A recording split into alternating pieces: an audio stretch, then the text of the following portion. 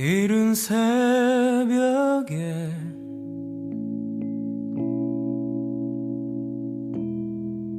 고난 내 영혼 깨우면 나보다 먼저 여기 와 계신 내 하나님, 그의 말씀을 듣네. 날마다 행복한 묵상 두 번째, 아담 두 번째 시간입니다. 오늘 우리가 함께 나눌 말씀은 창세기 2장 15절에서 25절까지입니다. 15절부터 18절까지 먼저 읽겠습니다. 여호와 하나님이 그 사람을 이끌어 에덴 동산에 두어 그것을 경작하며 지키게 하시고, 여호와 하나님이 그 사람에게 명하여 이르시되, 동산 각종 나무의 열매는 네가 의미로 먹되 선악을 알게 하는 나무의 열매는 먹지 말라. 내가 먹는 날에는 반드시 죽으리라 하시니라. 여호와 하나님이 이르시되, 사람이 혼자 사는 것이 좋지 아니하니 내가 그를 위하여 돕는 배필을 지으리라 하시니라. 그리고 25절 한 절만 읽겠습니다. 아담과 그의 아내 두 사람이 벌거벗었으나 부끄러워하지 아니하니라. 자, 오늘 묵상 질문은 첫 번째는 하나님이 아담에게 금한 것이 무엇입니까? 하는 것입니다. 무엇입니까? 17절이죠. 선악을 알게 하는 나무의 열매는 먹지 말라 하는 것입니다.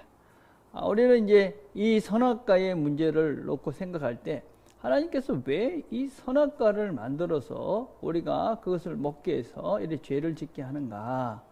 이렇게 이제 하나님 핑계를 대기도 하고, 또 우리가 그 죄에 대해서 이렇게 스스로를 합리화하는 그런 경향들도 있습니다.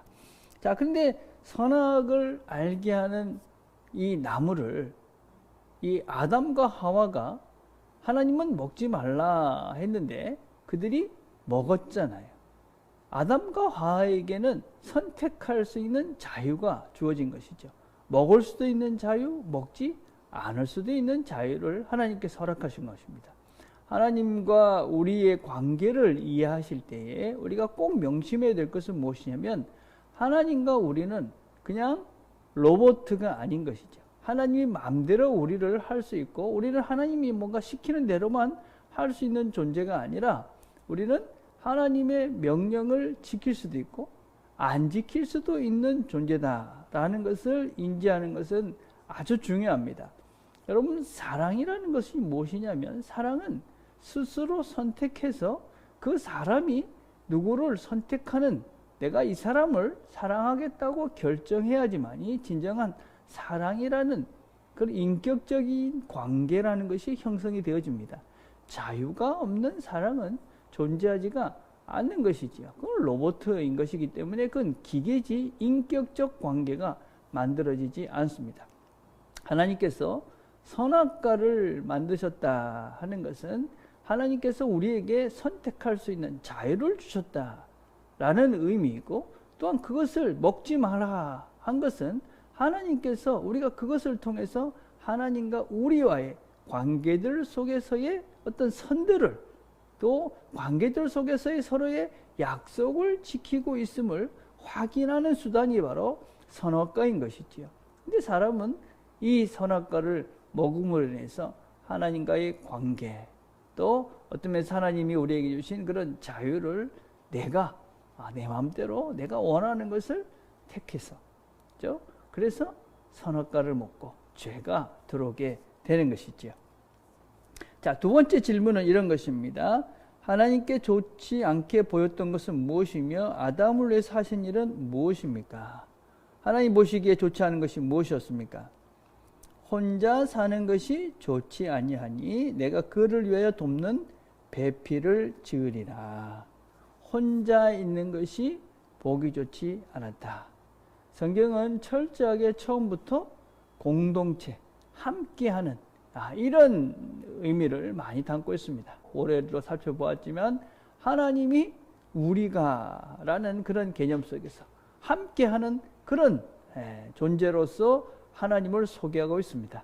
마찬가지로 함께하는 그런 존재로서의 하나님이 사람은 혼자 놔두는 것이 당연히 보기가 좋지 않을 것이죠. 그래서 하나님께서 그를 돕는, 함께할 수 있는 그런 배우자를 하나님께서 허락하게 되시는 것이죠. 하나님이 배우자를 혼자 있는 것이 아니고 같이 있게 하기 위해서.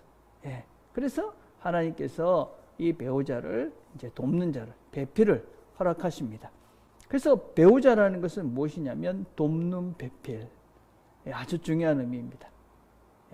돕는다는 것은 하나님의 도움의 통로다. 배필은 옆에 있는 자다. 그래서 옆에서 하나님의 도움의 통로로 사용되는 존재들이 바로 배우자들이다.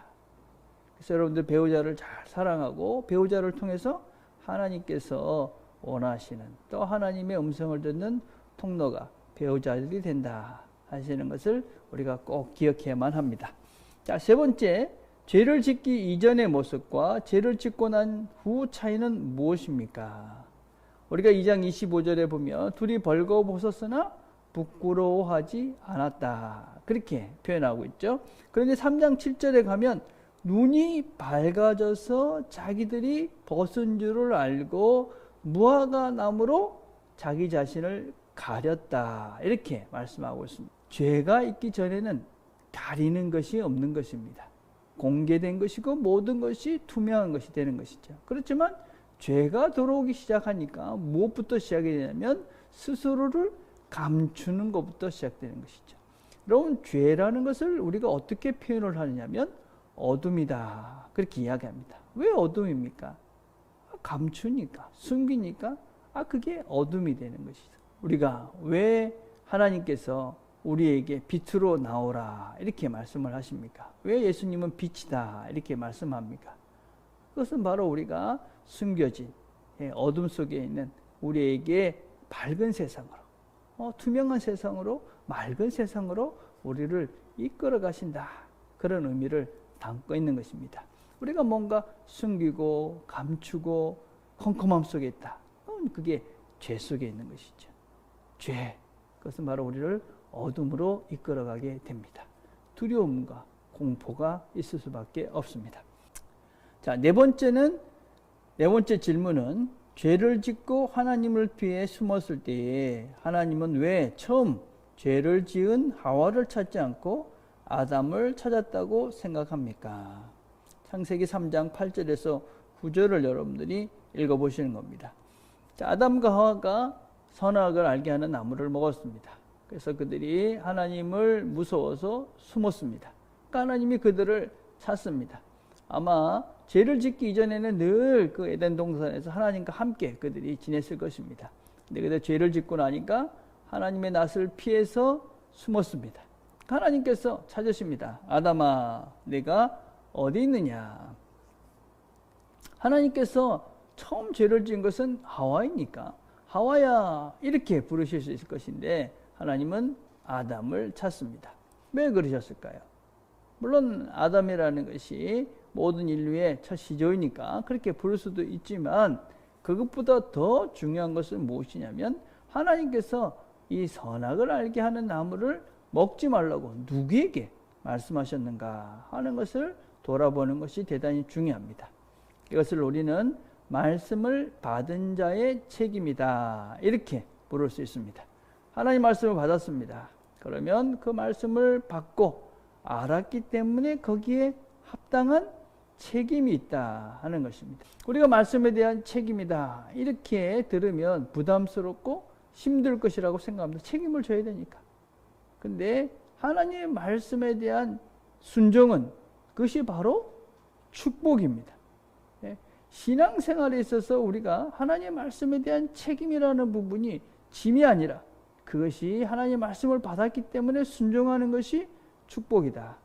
이렇게 우리가 신앙생활에 대한 정의들을, 말씀에 대한 순종과 불순종에 대한 정의들을 우리가 새롭게 정의를 해야 하지만이 말씀을 묵상하고 순종하는 것이 우리 삶에서 진정한 복이 되고 그래서 우리가 진정 행복한 삶을 살 수 있게 됩니다.